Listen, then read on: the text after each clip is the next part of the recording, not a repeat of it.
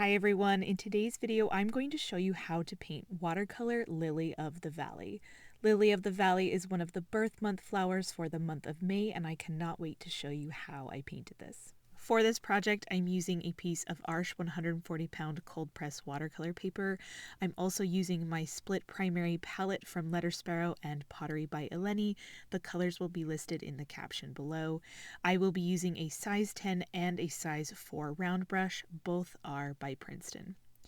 Now, first we're going to start by sketching this flower. I don't typically start by sketching, but Lily of the Valley is different. It has a lot of different shapes, and we're going to be painting some of our leaves around the flower petals.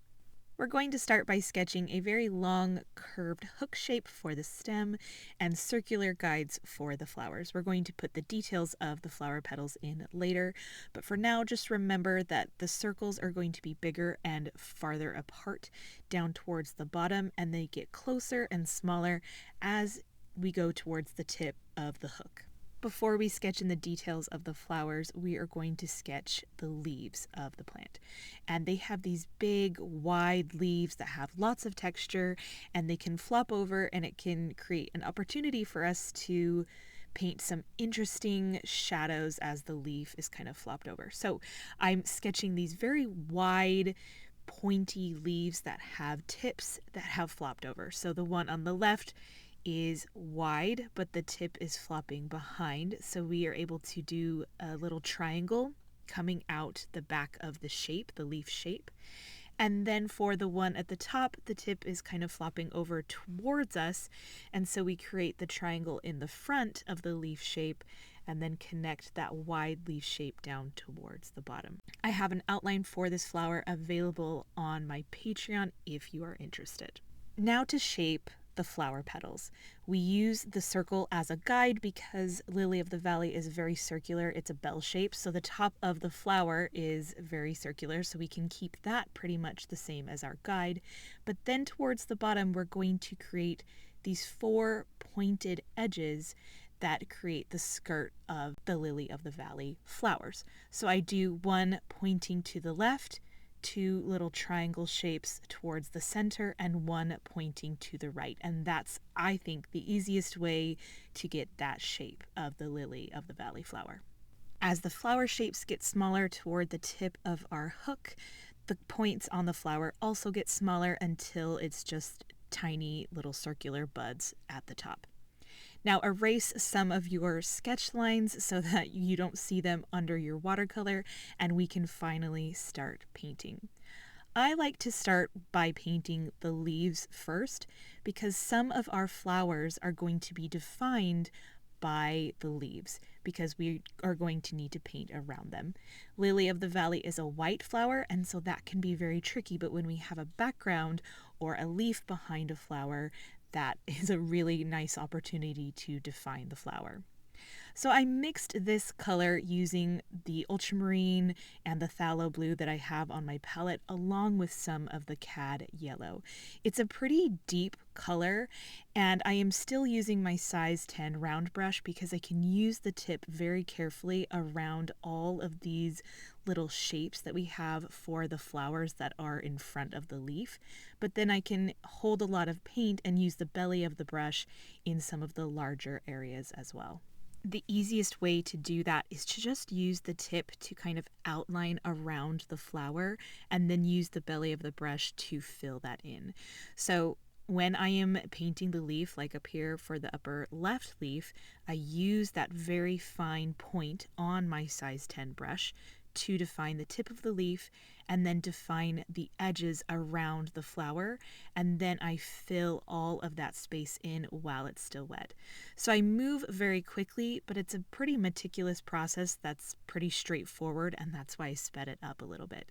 The only thing I would say is leave white space, not only for your flower petal, but also the stem that's coming from your flower petal to the main stem. We're going to try to leave some of that space open instead of filling it in with the leaf color. Now, while my leaf is still wet, I dipped into the ultramarine blue, mixed it into my green mixture, and I am tapping this color around the flowers onto the leaf. This is going to help distinguish a shadow that's being cast from the flowers onto the leaf. And then I did bring that color up underneath that leaf tip that has turned over towards us, so we can define the shadow underneath that area as well. Now, the color was super intense, and so I rinsed my brush, tapped it on my paper towel, and with more of a damp brush, I'm blending out some of this color just so that the line is not quite so hard. It's more of a diffused look. But then I took some of the color away, unfortunately, so I dip back into the ultramarine green-blue mixture and add some more of that shadow color. But because I was able to do this process of adding the color, blending with a damp brush, adding more color, I got that soft, diffused shadow look that I was going for underneath the leaf tip and underneath the flowers. I wanted to really enhance this color, and so I added indigo into the mixture to really make it a deeper shadow, and I made sure to place that directly under the leaf tip that's kind of flopped over, right? And then right underneath the flowers. So we have some of our diffuse shadow, and now we can go in with this darker indigo green mixture and create some more of that defined shadow. So even while we're doing the wet into wet, we can start layering and getting some of our lighter, medium, and dark values of color.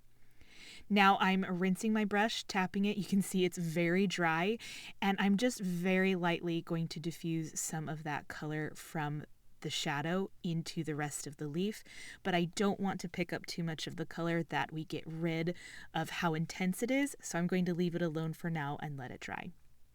While I have that deep indigo color mixed, I'm going to place the shadow very specifically and tightly. A lot of this flower can be painted very loosely, but these shadows, if you want to get the right perspective and illusion of the shadow, we need to paint that line very crisp where the leaf is flopping over and there's a shadow created.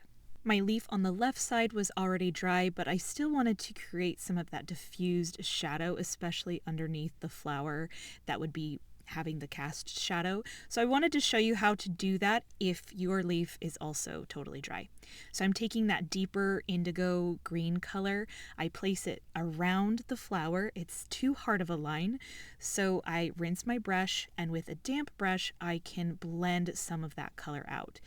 It diffuses the color too much, but I'm able to pick up that darker color again, and when I add it back underneath the flower, it's a softer, more even shadow. And so that's how we can kind of balance when an area has dried, but we still want that diffused, soft watercolor look.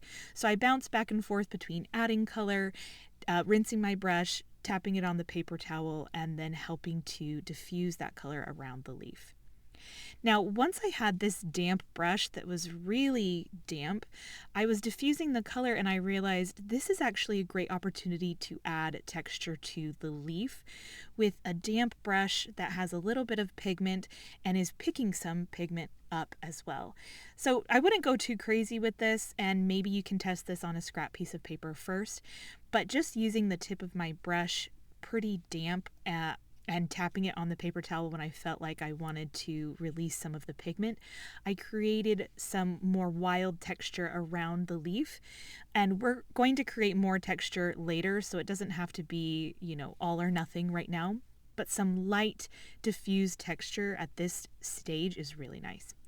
And then just as my painting was dry, I was able to add one final swipe of that darker green indigo blue underneath in those shadowy areas. And when you're doing that last swipe of shadow, it's okay for those lines to be hard. It looks really nice when there's that diffused deep color and then one swipe of that harder line. I love that look. Now we are painting our flowers, and Lily of the Valley are white flowers, but we don't use white watercolor paint, so we need to choose a light color to paint our flowers. You could do light green, light blue, even light purpley pink.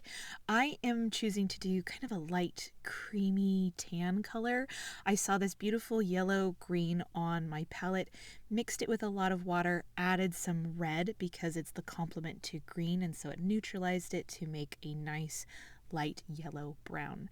Now I'm just putting that color very lightly on all of the flowers as a base color because we're going to add shadow and depth to the flower, but we just need to start with a very light base so that we can define something there. The thing is, sometimes when you start by painting a white flower colors, it freaks you out because it doesn't feel right. But in the end, after it dries, it looks white, and there's some kind of magic to that, especially with color theory. So now we are going to let that completely dry while we add the stems to our flowers. If your flowers are still wet, you can kind of tap in this green if you want to create some definition and some more color. My flowers were already dry at this point, but I do add some green blends later. Now I wanted this green stem to be a very bright yellow green because I wanted it to stand out from the leaves, and I also wanted to be able to add shadows later. So I did use my lemon yellow, some of my cad yellow, and mixed it into the greens that I already had on my palette to make this beautiful light bright green. I have obviously switched to my size 4 brush to paint the petals, but also to paint the stems because at this point I don't need a lot of paint and water, and if I had too much as I'm painting the stems, it'll kind of ruin it. So that's when I switch to a small brush when I'm trying to paint very fine details and I don't need that reservoir of paint in the body of the brush. Now that we've got that yellow-green mixture, I want to start painting some line details in the leaves. If you look at a reference photo for Lily of the Valley, they've got all this texture and veins within the leaf. We don't want it to be perfect. We want the lines to be maybe a little disconnected. I love implied lines. And we don't want this color to be very dark either. It's adding to the overall texture of the leaf, but we don't want it to take over the leaf or be so dark that that's all we can look at. So a lot of the times I will paint the same color over the top, but because watercolor is a layering medium, it will layer over beautifully and create just enough subtle difference between the color on the leaf and the line that it gives the perfect texture. To create the right illusion, the lines are farther apart on the widest part of the leaf, on the body of the leaf, and then they're going to come more at a point towards either end. Now we need to start defining the shapes within our flower and creating shadow and depth. I already had some purple and blue colors on my palette, and so I just added water to get a very light wash of color.